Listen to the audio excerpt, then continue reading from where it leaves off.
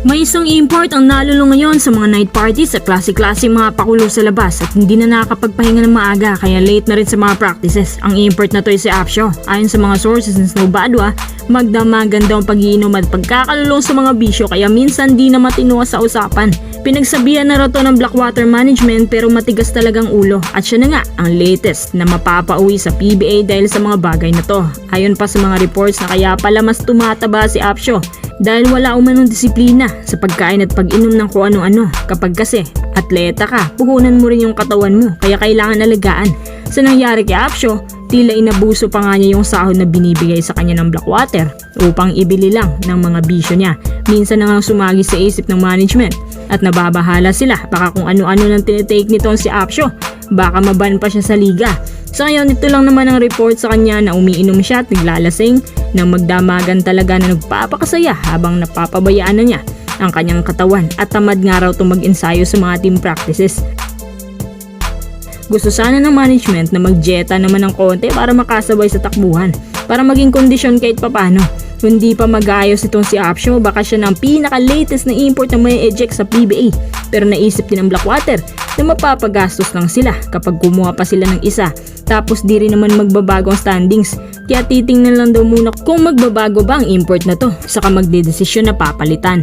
Malapit na kasi ang playoffs kaya titisin na lang muna ng Blackwater ang import nilang hanggang sa malaglag sila sa contention at mapapauwi na rin itong si Apsyo. Sinusubukan din bigyan ng hard warning ng Blackwater si Apsyo para di na umakyat sa PBA ang balitang to at baka sila na mismo ang a-action dyan. Sa totoo lang magaling naman si Apsyo, may talent sana at siya na nga lang nag-iisang inaasahan ng bossing bukod kay Bearfield at David. Eto nagligoy pa, gabi-gabi pa nga raw to ginagawa.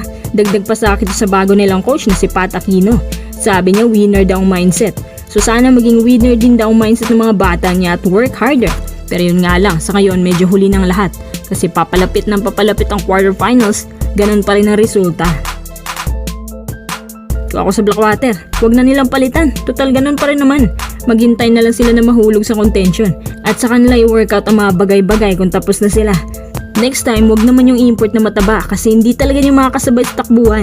Especially nowadays na nagsusmall ball na halos lahat ng teams.